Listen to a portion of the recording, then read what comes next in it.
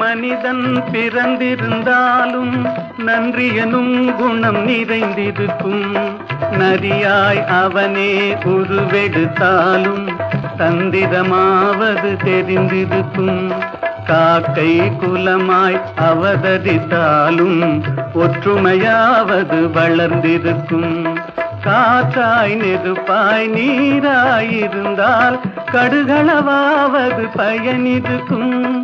ஆறறிவுடனே பேச்சும் பாட்டும் அறிந்தே மனிதன் பிறந்து விட்டான். அந்த ஆறாம் அறிவை தேரா அறிவாய் அவனே வெளியில் விட்டு விட்டான்.